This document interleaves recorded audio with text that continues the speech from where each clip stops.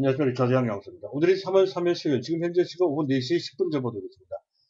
자, 오늘 지수 상승폭만 어제와 비교를 해보면 그 폭이 그렇게 크게 차이가 나는 것은 아니죠. 약간 비슷합니다. 하지만 거기서 전달되는 느낌은 완전히 다르죠.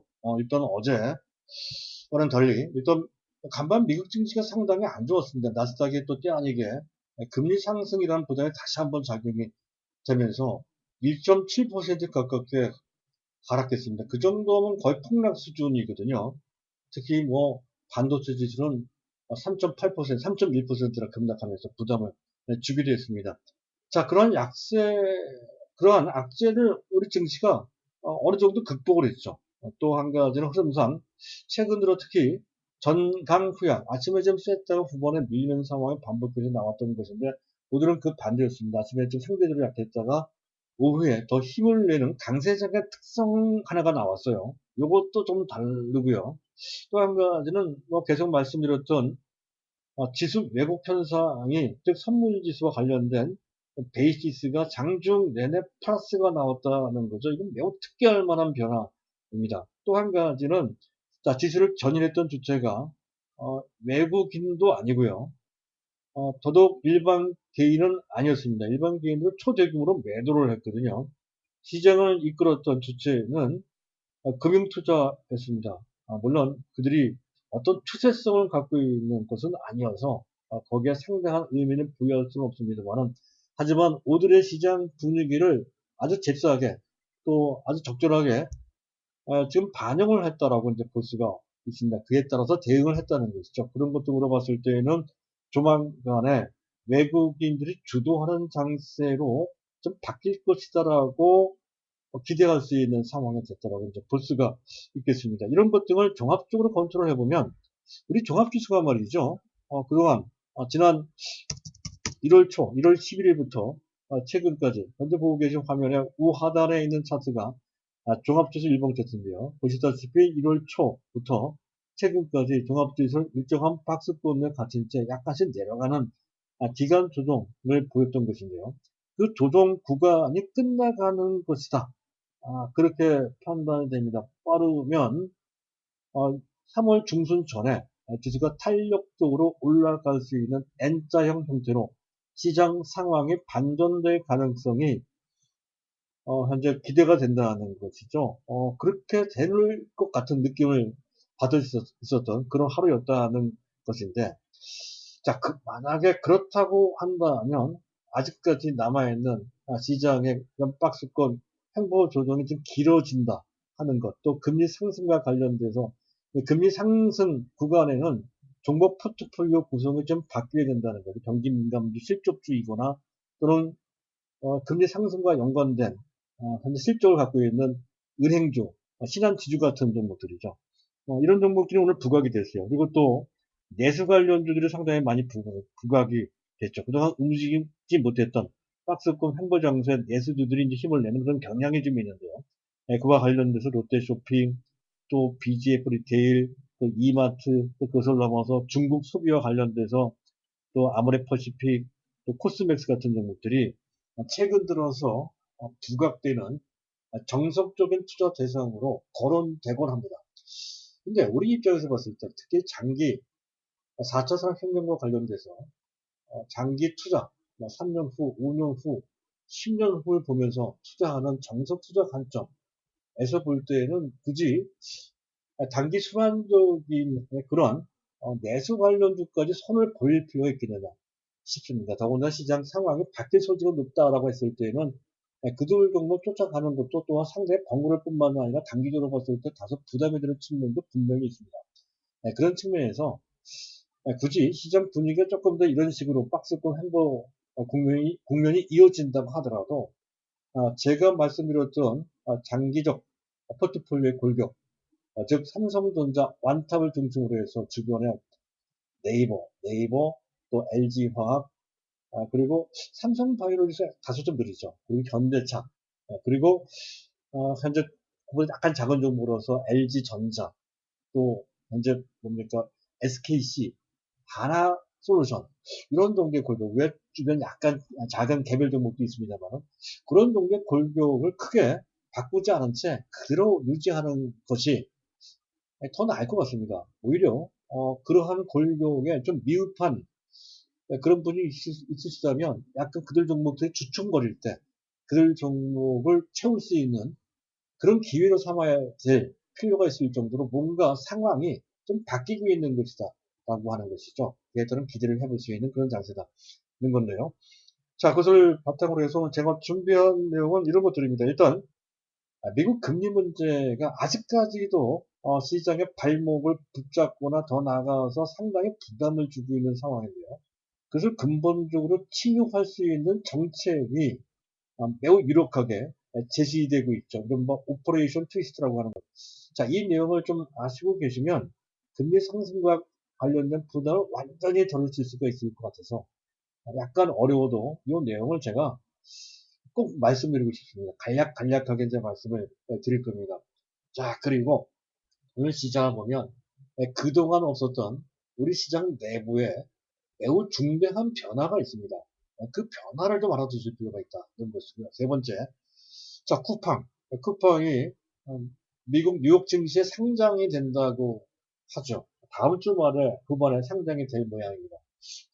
예상되는 시가총액이 최소 50조에서 많게는 60조, 평균 잡아 56조 그 정도 된다고 그렇게 현재 평가 추정을 하고 있는데요.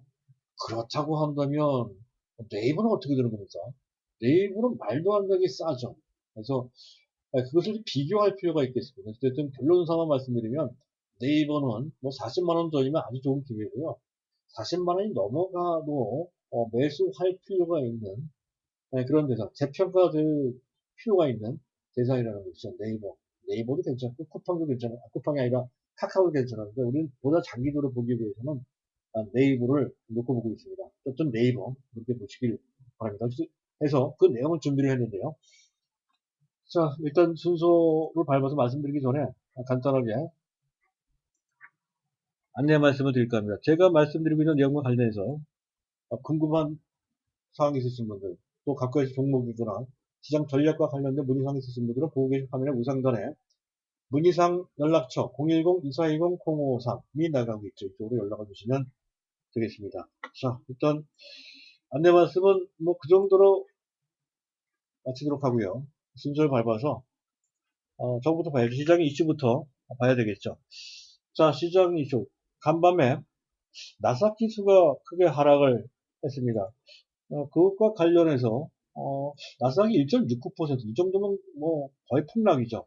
그중 반도체 지수가 무려 3.1%나 급락을 했다는 건데요.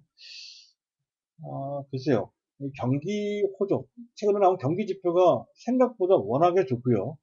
또 조만간에 아마 3월 중순경에 부양책이 상원까지 통과가 되고 이에 따라 대통령 서명이 되면 시행이 되겠죠.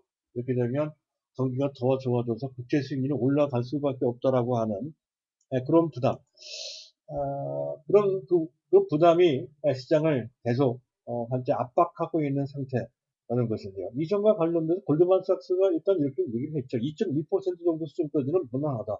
지금 현재 1.5% 정도까지는 아무것도 아니고요. 그거 조금 더 올라가서 2.1%, 사실 2.1%면 팬데믹, 즉 코로나가 발발하기 이전에 평균적인 10년물 장기 국채 금리 평균 수준보다 약간 낮은 수준입니다. 그 당시 2.3, 2.5 정도 있었거든요. 2.1이라고 한다면 매우 정상적인 경기가 나쁘지 않은 상태에서의 금리 수준인데 최근 올라가는 상승 방향 때문에 그런 것 같습니다. 이 바람에 미국 증시 크게 흔들렸다는 건데, 자, 그것도 그거이지만 가장 결정적인 것, 이게 가장 중요하다고 했습니다.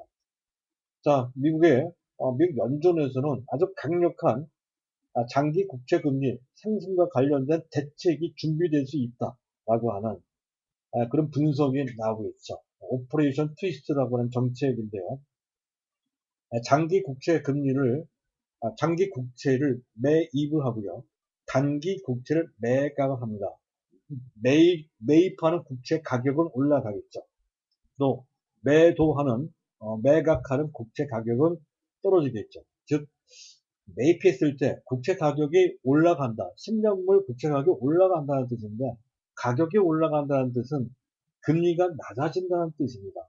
반대로 단기 국채 금리는 올라가겠죠. 가격은 떨어진다는 얘기가 되겠습니다. 이렇게 되면 그동안 문제가 됐던 장기 국채 금리가 하향 안정화되고 또 장단기 국채 스프레이드 그 간격이 좁혀지게 되는 정상적인 상태가 된다 하는 것인데 이게 추상적으로만 있는 정책이 아니고요.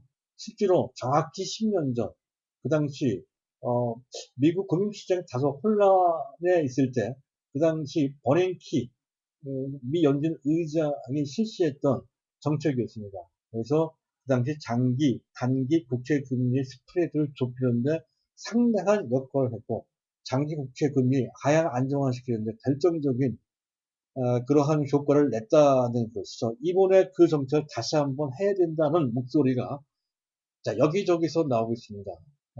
그리고 더욱이 3월 16일부터 3월 17일까지는 미국의 공개시장위원회, 즉 FOMC가 열리는 그런 날입니다. 그래서 미국 연준, 각 지역 연준 총재들 입에서도 그 얘기가 나오거든요. 그래서 이 얘기는 상당히 심도 높게 거론될 것으로 당장 결정되지는 않겠지만 거론됨에 따라서 급체 금리 상승과 관련된 부담을 완전히 종식시킬 수 있는 분위기가 조성될 것으로 그렇게 기대가 된다는 것이죠. 그렇다고 한다면 이미 10년 전에 실시한 바도 있고 상당한 효과를 냈고 그렇다고 한다면 굳이 추가적인 양적 완화를 통해서 또 국채를 더 매입을 하는 그런 방식이 아닌 방식으로 할 수 있는 최적의 방안이 아닐까라고 하는 생각이 좀 듭니다. 그래서 미국 국제 시장은 곧바로 안정이 될 소지가 상당히 높다 이렇게 판단이 돼요. 그래서 이 부분은 걱정할 필요가 없을 것 같습니다. 계속 말씀드리겠습니다만은. 자, 그리고 내일부터 중국 양회, 전인대, 전국민민대표회의와 그리고 정치협상회의가 열리게 되죠. 8% 성장률 목표를 제시할 것으로 이걸 우리한테는 어떤 효과가 있냐면 중국과 관련된 물론 소비주 오늘 같은 경우에는 이제 뭡니까 그 화장품주들이 이제 해당이 된다 하겠으면 우리한테는 화장품까지 할 필요 없고 화학주를 갖고 있습니다. 그래서 하나솔루션도 중국 PVC 공장이 있으니까 하나솔루션도 그에 해당이 되고요. 그리고 LG화학도 해당이 되죠. 그리고 또 IT 삼성전자도 해당이 되고 현대차도 해당이 됩니다. 그래서 이 부분은 현재 8% 상당히 높게 그 2021년도 GDP 성장률 목표를 제시하는 것 자체가 일단 우리가 나쁠 게 전혀 없고요. 장기 집권이나 기술 단가 같은 이유도 되겠습니다. 증시에 당장 큰 영향을 미칠 내용은 아니어서 일단 그 부분은 그냥 알아만 놓고 지나가면 될 것 같습니다.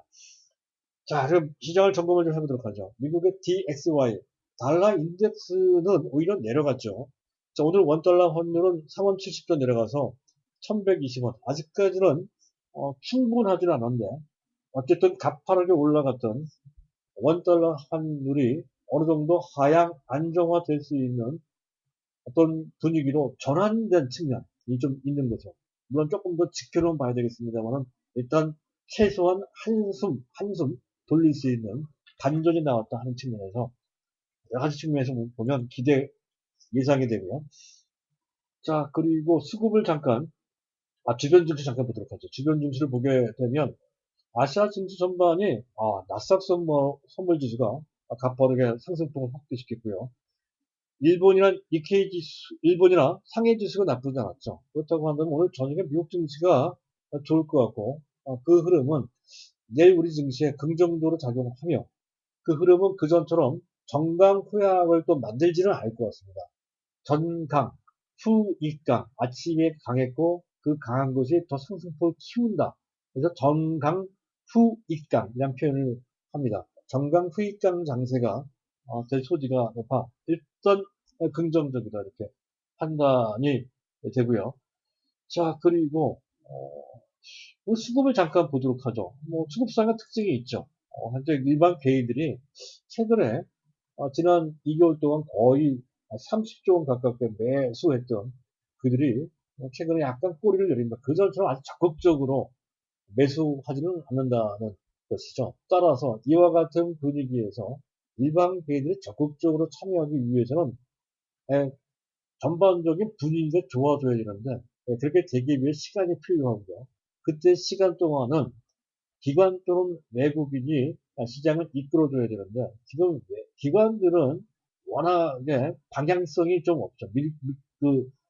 믿기가 신뢰하기가 좀 어려운 측면이 있습니다. 결국에는 추세성을 갖고 있는 외국인들이 들어와줘야 된다는 건데 여건상 특히 최근 들어 원달러 환율이 내려왔기 때문에 올라왔기 때문에 원화 가치가 떨어졌죠. 그래서 또다시 원화 가치가 올라가는 방향으로 갔을 때에는 환차익까지 생기거든요. 외국인 입장에서 봤을 때에는 자기 장기 국제 금리 상승과 관련된 부담을 덜었을 때에는 보다 적극적이고 노골적으로 완전 매수할 소지가 상당히 크다. 이런 관점으로 볼 수가 있습니다. 그 한 부분을, 한 단초를 보여준, 지금 오늘 외국인들이 전반적인, 현재 미국 시장 상황이 안 좋았음에도 불구하고 일단 관망한 것도 그런 것이다. 이렇게 판단이 되고요. 중요한 것은 연기금이 이제 매도, 오늘도 또 매도합니다. 이 사람들이 오늘까지 44 거래, 두 달 반 정도 되는 정도 기간 동안 내내 매도하고 있는데, 하지만 매도 규모가 많이 줄었습니다. 지난 2개월 동안 월 평균 매도 규모가 6조 원 정도 됐던 건데요. 최근 오늘 매도는 470억 정도밖에 되지 않았나. 것이죠. 단지 1평균 3천 넘게 매도했던 분들이 그 훨씬, 뭐 거의 8분의 1 정도 수준으로까지 그 매도 규모가 줄었다는 측면에서 일단 시장에 주는 부담은 좀 최소화된 상태다 보겠습니다. 추후적으로 더 금년 추후적으로 더 매도할 규모는 약 16조 원 내지 많게는 24조 원 정도 되는 것으로 그렇게 계산이 된다는 보도가 나오고 있는데요.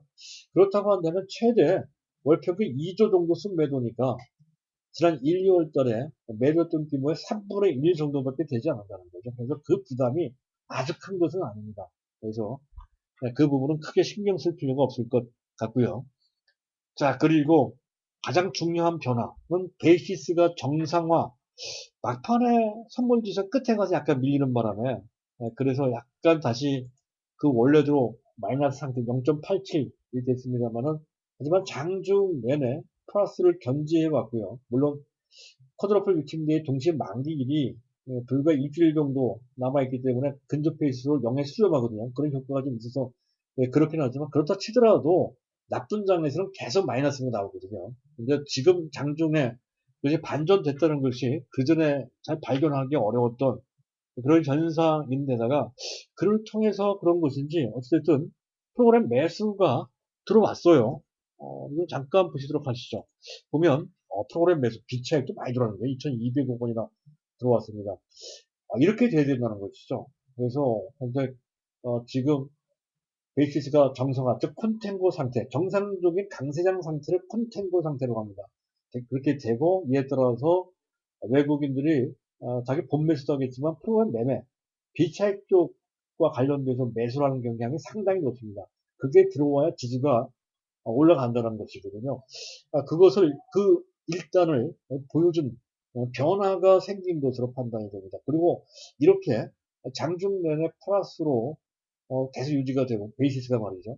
그것이 정착된다라고 했을 때, 그 가정을 해보면 그러면 이런 변화는 근 1년 만에 작년 3월 달부터 마이너스가 나왔던 건데 1년 만에 정상화 됐다. 이렇게 볼 수 있는 것이죠. 특히 3월 11일 날 선물 동시에 만기 전 시장에 미리 좋아질 것을 예견하고 미리 그렇게 먼저 반영을 하는 그런 상황이 만들어졌다는 것에서 상당히 의미가 있는 것 같습니다. 지수를 떠받칠 수 있는 어떤 가능성, 특히 외국인들의 프로그램 매수, 비차익 쪽에서 또 기관들도 차익 쪽에 매수가 들어올 가능성도 있고요. 이렇게 되면 상황이 달라지죠. 그러면 지수가 올라가고 당연히 시가총액 1, 2, 3, 4, 2, 1, 2, 3, 4, 5위까지는 상당히 탄력적으로 올라갈 소지가 좀 있어 보입니다. 그 가능성이 생겼다는 것이죠. 그래서 박스권을 돌파할 수 있는 현재 그런 국면으로 바뀔 가능성을 점쳐볼 수 있는 변화가 생긴 것으로 그렇게 이제 판단이 됩니다. 자, 여기까지 말씀드렸고요. 자, 다음에는 개별 이슈 쿠팡을 잠깐 보시도록 하죠. 쿠팡이 상장된다는 건데 공모가가 주당 27달러 내지 30달러 시방한다고 하는데 아마 그 정도에서 시가가 형성이 될 것으로 아마 30달러 정도는 되지 않을까 이렇게 보는 모양입니다. 그래서 전체 현재 미국에서 평가받는 쿠팡의 시총은 56조 원. 이건 뭐 우리가 상상을 초월한 아마 한국 시장에서 상장을 했으면 뭐 56조는커녕 10조나 평가를 받을 수 있었을 거예요. 아마 5조 이하가 됐었을 것 같은데. 근데 미국에서는 거의 10배 이상으로 평가를 받는 그런 결과를 이제 만들어 놓고 있다는 건데요. 어쨌든 그럴 쪽에서 쿠팡은 4조 원 정도의 현금 자산을 확보하게도 이럴 쪽에서 대규모의 투자를 한다고 하죠. 프리먼트, 종합 물류센터를 구축한다는 등 이제 물류를 강화시킨다. 또 콘텐츠를 강화시킨다. 이런 내용, 이러한 그 보도가 나오고 있습니다. 쿠팡과 관련돼서 획기적인 어떤 전기가 이제 마련되는 것이라는 건데, 우리 입장에서 봤을 때는 뭐 쿠팡을 투자할 건 아니니까 네이버를 비교를 해봐야 되는데, 사실 웃기는 게, 사실 쿠팡이 하고 있는 그 물류 사업은 네이버가 하고 있는 온라인 사업과 비교되는 네이버 전체를 봤을 때는 부분적인 것에 불과하다는 것이죠. 그래서 사실 네이버가 하고 있는 온라인 쇼핑과 쿠팡과 비교를 해봤을 때 물론 객관적인 등치나 또는 효율성 뭐 그런 것들 또 종합적으로 보게 되면 아직까지는 현재 쿠팡이 뭐 특히 총알 배송이나 배송 시스템 워낙 잘 되어 있기 때문에 현재 그걸 높게 평가를 한다고 했을 때 한 2대 1 정도, 쿠팡이 둘 정도, 그리고 네이버 온라인 쇼핑이 그의 한 절반 정도 되는 그런 정도의 격차가 있는 것으로 인정되기는 합니다. 자, 그렇긴 하지만, 쿠팡이 미국에서 50조 내지 60조 정도 평가를 받는다 했을 때, 네이버는 네이버 온라인 쇼핑이 차지하는 네이버 전체 사업 비중은 10% 이하란 말이죠. 10% 이하인데, 그렇다고 한다면 네이버를 재평가해야 되지 않겠느냐. 현재 거의 추후적으로는 거의 막상막하를 현재 이룰 수 있는 네이버 쇼핑이 네이버 쇼핑과 비교되는 쿠팡이 미국에서 56조라고 한다면 현재 네이버의 온라인 쇼핑의 시장 평가 그 전에 한 5조 원 내지 6조 원 정도 평가를 받지 못했던 것을 거기서 머물 것이 아니라 최소한 네이버의 절반 정도, 쿠팡의 절반 정도인 20조 내지 25조 내지 30조 원 정도까지 평가를 해야 된다 하는 거죠. 그렇다고 한다면 그 전보다도 거의 25조, 20조 내지 25조 정도 더 평가를 해야 된다는 얘기가 된다는 그런 말이죠. 그런데 그것도 좀 그래요.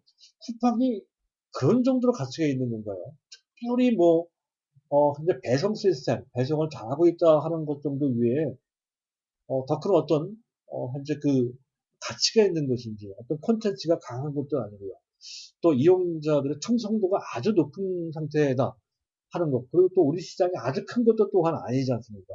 그런데 56조를 평가받는다는 것은 조금 과한 측면이 있어 보이고, 육상의 특성 때문에 그런 측면도 있어 보인다는 건데, 오히려 객관적으로 봤을 때, 다른 것을 다 차치하고 네이버 쇼핑과 쿠팡을 비교해 봤을 때에도 장기적으로 봤을 때는 오히려 현재 네이버 쇼핑이 온라인 쇼핑이 더 유력하지 않느냐는 생각을 좀 갖게 되는 측면이 분명히 있습니다. 왜냐하면 네이버는 종합 콘텐츠라고 하는 망을 갖고 있습니다. SNS도 갖고 있죠. 그와 관련된 유기적 연결성을 갖고 있다는 건데 성장세의 무한 잠재력을 갖고 있다는 말이죠. 그리고 그 외에 멤버십이나 또는 금융 서비스, 네이버 페이 같은 거죠. 또 금융 서비스, 다른 서비스도 있단 말이죠. 그런 걸 통해서 네이버 쇼핑 내에 들어온 고객들의 충성도를 높일 수 있는 락인 효과라고 합니다. 쿠팡도 락인 효과가 있긴 하지만 네이버만큼 될까요? 카카오만큼 될까요? 훨씬 떨어질 것으로 시간이 지나면 지날수록 오히려 현재 그 락인 효과에 의한 가치 상승률은 카카오나 또는 네이버가 훨씬 클 것이라는 것은 어, 불을 보듯 뻔하다는 것이죠. 그리고 네이버는 스마트 스토어나 라이브 쇼핑 등 상당히 다양한 현재 뭡니까 그 쇼핑과 관련된 다양한 어떤 출구가 있다는 것이죠. 현재 창구가 있다는 것이죠. 그에 따른 입체성이 있습니다. 연결성이 입체성이 있고 장기 또 뭡니까 그 고객을 묶을 수 있는 그 고객 충성도를 유도할 수 있는 그런 힘이 있고 성장성도 있고 여러 가지 측면에서 말이죠. 그리고 네이버는 상당히 또 안정적이잖아요. 그런 측면에서 봤을 때 현재 지금 네이버가 쿠팡의 절반 정도 인정한다고 얘기를 했지만 내심으로는 안 그렇습니다. 쿠팡보다 온라인 쇼핑만 비교를 해봐도 네이버 쇼핑이 훨씬 더 낫다는 판단을 해볼 수 있거든요. 그렇다고 한다면 일반적으로 평가했을 때 네이버 쇼핑의 가치평가가 원래 5조에서 약 25조 정도 된다고 했을 때, 객관적인 단순 계산했을 때 네이버의 시가총액 예상치는, 목표치는 대략 한 80조 원 정도 되고요. 그랬을 때 네이버의 적정 시장 예상 또는 기대 목표 주가 50만 원 정도로 보이는데 그렇지 않을 것 같습니다. 앞서 얘기했던 것처럼 그러한 성장 잠재력과 시장 그리고 능력, 투자 등등을 봤을 때 네이버가 만약 쿠팡이 만약 미국에서 그런 정도 평가받기 정당화된다라고 가정을 해보면 네이버는 시가총액 100조가 되고 120조가 되고 해도 되는 상황이 된다는 것이죠. 그런 관점으로 네이버를 봐야 될 것 같습니다. 그래서 말씀드리는 거고요. 그래서 네이버 절대 보유해야 되겠다 하는 관점이고요. 사야 된다는 거죠. 그리고 현대차 그룹이 SK그룹과 수소 동맹을 맺는다고 하는 소식이 전해졌죠. 매스컴을 통해서 상당히 의미가 있습니다. 현대차는 계속해서 수소 연료 전지 및 그와 관련된 수소차를 개발한다는 것이고 SK그룹은 수소를 생산하고 발전 시설을 구축하고 또 충전 인프라를 만든다, 구축한다는 것이죠. 역할 분담을 통해서 수소의 생태계를 만든다는 그런 것인데 얼마 전 포스코하고도 이렇게 생태계 수소 동맹을 체결한 바 있고요. 또 한화그룹도 포함되어 있고 또 다른 그룹들도 포함 조성도 들어가 있죠. 이 부분은 점점 더 K 수소동맹으로 그렇게 볼 수 있는 미래 수소 에너지 체계의 중심으로 한국이 떠오를 가능성을 어느 정도 시사한다. 이렇게 판단이 됩니다. 정의선 현대차 그룹 회장은 향후 탄소 중립 시대가 올 것이고요. 그랬을 때 현재 수소가 지금은 뭐 미래 에너지 정도로만 보이십니다만 장기적으로 봤을 때는 그 에너지 분야에 에너지 화폐가 된다는 얘기까지 하고 있습니다. 어쨌든 이것을 가만히 보면 현대차 그룹은 모빌리티 이동 부분이죠. 거기에 이제 텔레메틱스나 기타 등등 인포테인먼트까지 합해진 개념에 새로운 공간 개념, 공간의 혁신이라는 개념이 들어가 있는 모빌리티입니다. 그 모빌리티에다가 에너지 혁명까지 포함되어 있다는 것이죠. 그래서 보다 그 보면 전반적인 생태계의 입체성을 더 공고히 하는 측면이 있다는 것이죠. 거기에 현대차가 나름대로 그 역할과 능력을 보여주는 단계로 접어드는 것으로 그렇게 판단이 됩니다. 이쪽은 어느 정도 알고 있는 전문가들 입에서 나온 얘기인데요. 지금 EV, 전기차 및 FSD는 풀 셀프 드라이빙입니다. 완전 자율주행을 뜻한다는 것이죠. 이쪽 부분, 미래차 부분에서 현재 테슬라가 사실상 독주하고 있는 상태이긴 하지만 추후적으로 현재 경쟁 체제가 됐을 때 그 테슬라를 위협할 수 있는 3대 경쟁사로 현대차가 지금 주목된다는 것이 현대차 또 한 가지는 폭스바겐 정도가 될 거고요. 또 EGMP 시설을 갖고 있는 GMP 시설 전기차 공영 플랫폼 시설을 갖추고 있는 GM 그전 전기차 볼트도 있습니다. 그래서 GM 정도가 될 것이다라고 이제 얘기를 하고 있습니다. 그전에 좀 말씀을 드렸죠. GM이 그 정도의 경쟁력과 성장성을 갖고 있음에도 불구하고 테슬라 시총이 10분의 1밖에 안 된다라고 이제 말씀드린 바 있었던 겁니다. 어쨌든 현대차가 그 한 주역으로 떠오르고 있다라고 하는 평가가 나오고 있습니다. 또 한 가지는 월가에서는 2차 전지 쪽 최근에 약간 조정을 좀 받고 있는 2차 전지 쪽에 대해서 향후 40 내지 50% 정도 주가가 추가 상승할 수 있을 것이다라고 하는 분석을 내놓고 있다는 것이고요. 또 전기차 시장에서 어쨌까지는 테슬라가 독주를 했지만 향후 금년부터입니다. 테슬라 외에 앞서 얘기했던 현대차, 또 GM, 폭스바겐 그 외에 줄줄이 많은 그런 업체들이 등장함에 따라 무한 경쟁 시대로 다수의 경쟁 시대에서 넘어서 무한 경쟁 시대로 진행되고 있다는 그런 내용도 동시에 얘기를 했고요. 이 점은 제가 말씀을 드렸었죠. 그리고 2020년도에 전기차 시장 규모는 2,500억 달러 정도 수준인데 10년 후에는 그의 20배 어마어마하게 시장이 급성장하는 거죠. 초기 10년 동안은 초기 5년 동안은 매년 성장률이 최소 50 내지 60% 2년 두 배로 크는데 2년도 채 걸리지 않습니다.